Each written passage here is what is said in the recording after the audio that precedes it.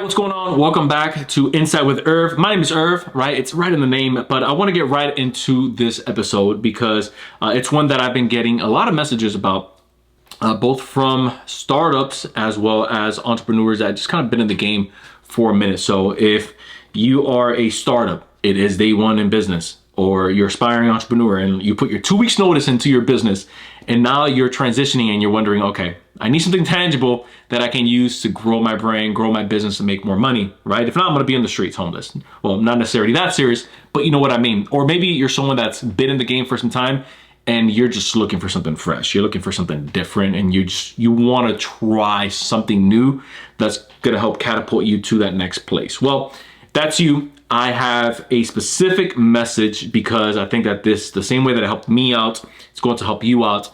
But more importantly, I really think it's going to help serve those of us that are under that six-figure mark. So if you haven't made six figures yet in your business, like whether it's take home or just 100 grand, 200 grand, 300 grand, whatever that number is gross, if you haven't touched that just yet, I think that you're going to find a lot of value in this episode. Let's get right into it. So these are 3 things that helped me explode my business. Want to get right into it. Number 1 is I became very protective over my time. I believe that time kills deals and distractions kill profits. And I think that when we are, especially in the building phase, right? When we're in the building phase, there's like 3 phases. There's the building phase, there is the maintenance phase, and then there's a scaling phase. So you'll have phase 1, which is your building, and then you kind of get used to like this new threshold that you just pass over in your plateau, and then you're kind of stabilizing that. So there's like a little maintenance phase that happens, and then you go back into scaling. So now you hit like the next threshold, and then you go back into maintenance mode. So every time you hit like a new threshold, it's going to require a new level of focus. It's going to require a new level of just you limiting your distractions. I often see it as sometimes when we're distracted, we end up making decisions that shouldn't have even been something that we should have been dealing with to begin with. And so this can be as simple as keeping your phone out of your room. Like, I want to get super practical with you. I think that sometimes, especially myself, when I need to crank, or times that I've needed to crank and really go out there, get after it, put out maybe 5, 6, 7 pieces of content for our educational platforms, or if we needed to maybe have a serious team meeting, I would keep the phone out of the room, especially if there was something that I really wanted to bring home to our team, so that we can really bring the point home and so that we can really get over that threshold, or really kind of like that that roadblock that we were facing in the business, in that bottleneck at that given moment. And so limit the distractions that you have. Like, if you're someone who lacks self-control, especially if you're just wondering, hey, I want to get a quick hit of dopamine, and that's not necessarily how we see it in ourselves, but that's essentially what your body's telling you. What you're doing feels so boring, and it feels like you're wasting your time. What you're doing, I promise you, the thing that feels like it's boring, the thing that feels like you don't need it, is most likely the thing that you need to run to or run toward the most at that given moment. Whether that's finishing up that important conversation, maybe that's sending out that email that needs to go out for that next contract that you're trying to get your hands on, or even if it's the hardest call of the day. That would be like the only time that you would want to keep your phone around, is if you're making sales calls. Like, if you're not making sales calls, if you're writing copy for your website, if maybe you are working on a side hustle that you plan on scaling into a full-time business, you need to spend every waking hour working on that by limiting distractions. Yes, if you have to delete IG, TikTok, Facebook off of your phone. I know for some people it gets that serious. If maybe you just wanted to set a timer. Look, if you wanted to take it even to the next point, I knew a guy, and this is crazy, but I knew a guy that he had one of those old school Mac computers. I'm talking about like the old school ones where he can only type to himself. So he could only type because he was working on copy and he was also working on a book. But he would get so distracted even if he had a web browser, because he said, if I have access to Google, like, I'm gone. It was that bad. And so what he would do is he would type out his copy that he would put, he would type down his copy that he would put over on his website, and then he would type up his book. He would snap in a USB, and then he would pretty much send it to himself so that he can go ahead and, put it to use. Like, that's how bad it got. But you know what? You have to also have self-awareness of how much bandwidth you have. And so, if you don't have the bandwidth to have apps on your phone, or maybe if you're always jumping to see who's texting you, even though 9 times out of 10, it's a distraction most likely, or problem that needs to be solved later on, it's not urgent right now, we're going to take that bite every time. Number two, and this second point right here, I really want you to pay close attention because it's one that a lot of entrepreneurs struggle with, especially when they're starting out, is I fell in love with the process with my ideal clients, not just my services. And so when you spend more time thinking about your customers' problems than they do, you're able to go out and craft a solution for their problem that they've never seen. And so obviously, if your customer or if your ideal client already knew how to do something, they wouldn't be booking a call with you. If your ideal customer or client already knew how to do something, they wouldn't be in your DMs or shooting you an email asking you, hey, is this something that you can help me out with?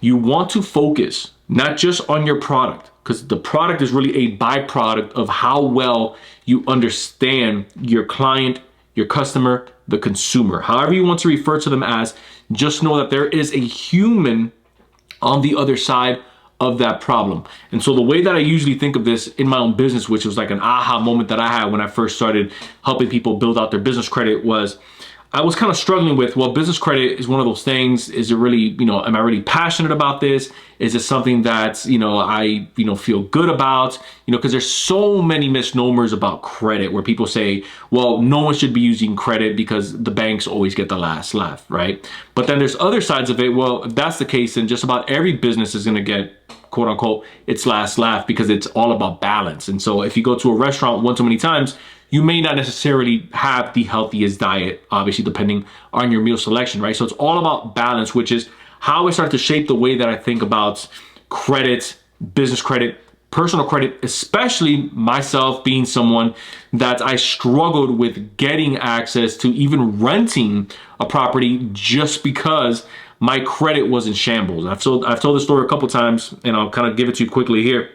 Is I believe I was completely out of debt at the time. Maybe I had like $200 that I owed, like this one collection agency. So I went ahead and finished cleaning off my credits, paid down all the debt that I had to pay down. I was on zero in collections and debt that I owed. Like I was a free man, no student loans, nothing, right? But I had around $55,000 in my savings account, which was like for me to have. Like it wasn't for business. It wasn't for ads next month. It wasn't for marketing. It wasn't for payroll. That was $55K that I can, if I wanted to, I can just do with it as I please. But I still wasn't able to get myself a place to rent. The reason for that was because my credit was still shot. And so it was still taking a while to recover. And so these landlords and these what we call property managers, they were asking me, hey, you need to have at least a 650 credit score. My credit score was still on the up and up. It was sitting around 590, 600, so it wasn't there yet. So I would ask them, hey, is it okay if I go ahead and give you 6 to even 8 months worth of rent at the time, which is what rents were, that I can, give you in advance on top of whatever leasing contract you guys have, so that I can kind of bypass the credit side? And they would all say no. So that's when I started to tie two and two together. Wait a minute, if I'm struggling with this, there has to be other people struggling with this. And so that's when I kind of started documenting my journey. And then that's when I pieced everything together, and I thought, it's not necessarily something that I'm passionate about. Like credit doesn't wake me up in the morning and I say, I can't wait to learn more about credit, right? But what does excite me is what people are able to do with credit. When I started getting the DMs, people sending me their homes, hey, me and my family just got access to our first home because we watched some of your content. We purchased one of your ebooks that I used to sell at the time, and we were able to clean up our credit. That's when the product side of it became, okay, product is just a byproduct. Like it's all about the actual person. When people started telling me, hey, I was able to get access to $35,000 in business funding, I can now scale my business. I'm now sitting at $8,000 a month. That replaces my income that I was making at my job and some. I now have time to take my kid to the ball game. Like that to me was when it became tangible. And I'm like, this is why we do what we do, not necessarily just the product. It's about the person that we're serving. And then the third thing that really helped me explode my business, helped to get to 6 figures, or really the first 6 figures in this case that I ever saw in my life, was having childlike curiosity. And by the way, all 3 of these, like, it doesn't stop, right? It helped me get to where I'm at.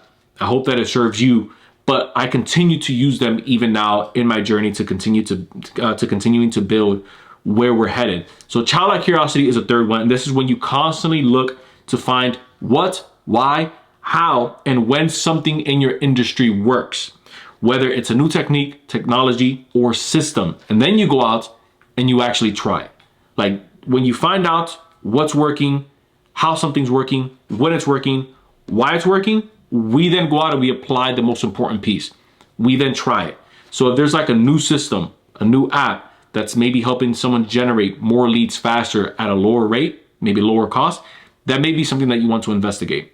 If you're able to, if maybe you run more of a consultation game and you're used to maybe booking 20, 25 appointments a week, and there's maybe a piece of software or maybe a piece of code that you can put into your website that can maybe automate that process for you, and you can now bump it from 20 to maybe 45, 50 a week, that may be something that you want to investigate, right? That may be something that you actually want to put into play. And so in the game of business, it's all about remaining curious. What's working for them? Why is it working for them? Let me see how I can put that over here on my side and make it work for me. And when we see it from that lens and you actually put it to use, that's when you're able to see some of these outsized returns that a lot of these entrepreneurs post about, but no one ever actually says how they're doing it. And so I hope that you found value in this episode. Again, these were 3 things that helped me explode my business, helped me make my first 6 figures.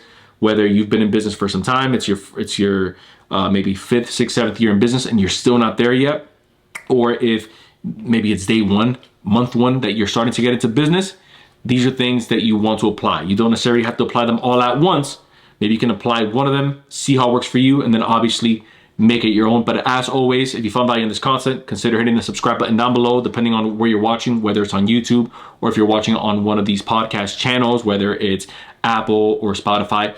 And don't forget that it does help this podcast out a ton if you leave a 5-star review. Again, only if you feel that this episode or any other episode that you've listened to was able to help you in anything that you're working on. Until next time, everyone, I will see you in the next episode.